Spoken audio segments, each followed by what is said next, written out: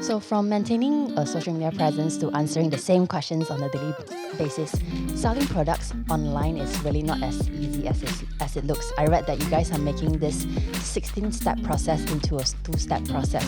But how can Kravve help home cooks, like you said, the neighborhood uncle aunties, with the business side of things as they focus on what they do best? Right. Okay. So like if for us to really understand this more, we sort of have to understand, what's the difficulty like, when it comes to, doing business on social media. So when, a lot of people talk about digitization and so on, right? But, what really is about digitization? Is it like, you put on Facebook, it's considered digital, or is it not, right? So one of the biggest misconception about it is actually not. So when it comes to digitalization, you're supposed to be able to automate, almost all the process, and that's what the true digitalization is really all about. So, but unfortunately, because there's so many different factors out there, people aren't able to actually go digital fully, right? So like most people will just be selling on social media, say Facebook and Instagram and things like that. And on a daily basis, let's just say you have like 10 customers, so let's say 10 customers, so they're gonna like PM you and you're gonna talk to them, and then you probably need to like arrange delivery one by one, send them. So that's like a whole 16-step process. So I've personally spoken to a lot of like when it comes to local mom and pops, when they want to scale online, no, it's not hard to make like 500 ringgit or like 700 ringgit. But if you really want to make it like a real business, to be able to like make a full-time income, like a sustainable income for the entire family, if you're living in KL, you should probably expect anywhere between 3 to 4K for the household income, at least to be able to survive, right? That's not possible, right? Because if you wanted to go beyond the 500 ringgit range, you probably need to have if you're not automating stuff, you probably need to like hire people and so on, right? And that's a totally different ballgame for most of the local mom and pop businesses to scale. So what we do is very simple. We try to actually minimize all the processes so that they can focus on what truly matters for them, which is making the product and marketing the product itself, right? And leave a lot of manual operational work to the system itself, so that the system can actually save a lot of the time. The sellers on your platform, they range from single parents, housewives to retirees. How do you think Kravve has impacted their lives so far? So I think we could have done so much more. I think we're sort of like 0.001% there. But I think we definitely could have done so much more, which I'm like totally aware of, right? Because every day you see that so many people lost their job and so many people are not within our reach yet, right? Simply because we are still a relatively small company, like we can't reach out to like the whole of Malaysia. We are not like the likes of Lazada and Shopee, where you can run, recently you've seen like Jackie Chan, on Shopee, like literally everyone knows about that. But I think we do not have that capability at this point in time to reach out to every single one in Malaysia. And I think there are a lot of people who do not know about Kravve yet. So I believe that we could have done so much more, but I think in terms of what we have done so far, we have got more than 1,000 sellers with us. Some of them are making decent amount. Like for example, one of these, like dumpling, like Chinese dumpling, the rice dumpling. We actually helped her to sell. She managed to sell like 5,000 pieces in 10 days time. So that's just some of the examples that we could give. But I think there was actually some minority. I think we could have done a lot more.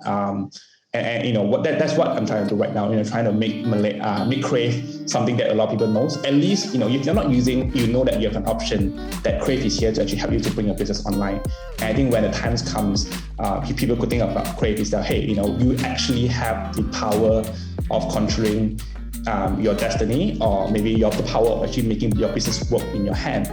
At least they are sort of aware of, Kravve is actually here. That's what we are trying to build on right now. There are sellers that are young and tech savvy, but there are also the other portion where they might not be too tech savvy. How do you support this other portion, maybe the older generation, to even out the playing field on Kravve? Right. I think you actually made a really, really good point. Like even out of playing field, I think that's what we're trying to do as well, actually.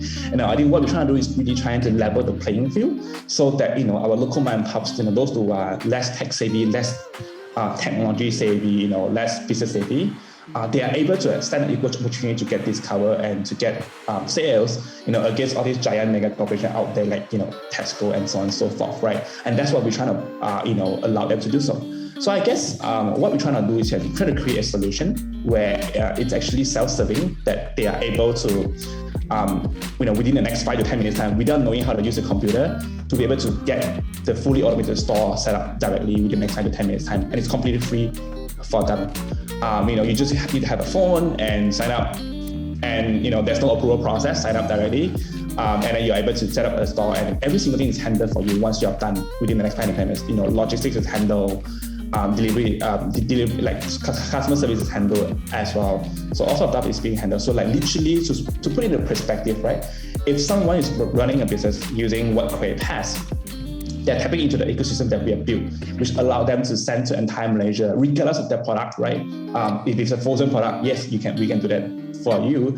If it's a normal courier, like you're using DHL and things like that, it's fine. If you want to use dispatch, like same day delivery or same hour delivery, that's fine. So we sort of cater to all sort of different, food nature itself. And then to put it into perspective, somebody instead of doing all this manual work, they can literally just take order and wait at home, and somebody will just show up on their doorstep and collect the orders and send to the customers directly, and all they do is just make product and wait at home, and that's what we intend to allow them to do.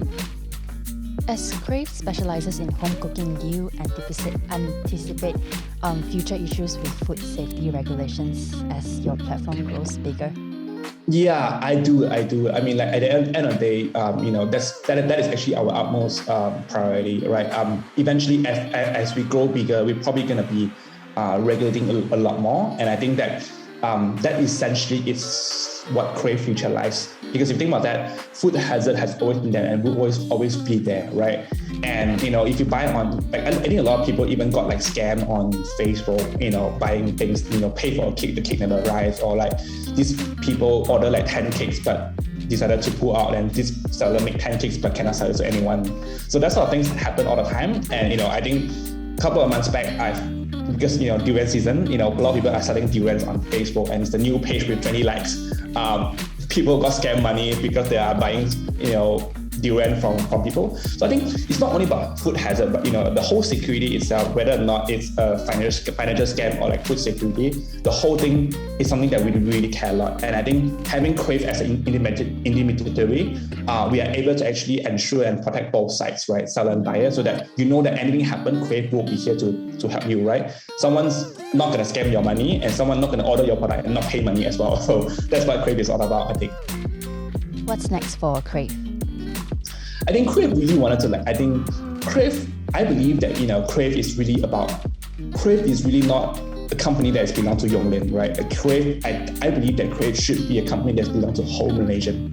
Because I think we want to stand for, a place where Malaysian can support Malaysian businesses. That's where you can find all the food and grocery by local sellers. That could be your neighbor, that could be your nasi lemak auntie outside of the roadside and so on, right? And we want to stand for that. And I think we want to actually help more people to be able to discover local products and also showcase more local products to local Malaysians. And I think to do that, we want to be able to make sure that most Malaysians actually know that we exist, and I'm very grateful that we have this opportunity to speak today. So I think in the next 12 months, we wanted to make sure that, try our best to make sure that Kravve is a household name, that more people knows about us, and in return, more people can know that now they have an option. Because if you think about that, if you are already buying grocery, and instead of buying some important product from the UK, you can buy similar product that is equally good, if not better, from your local people. And I think the matter is that most people do not know that they have this option. And we want to allow more people to actually know that they have this option to support the local businesses.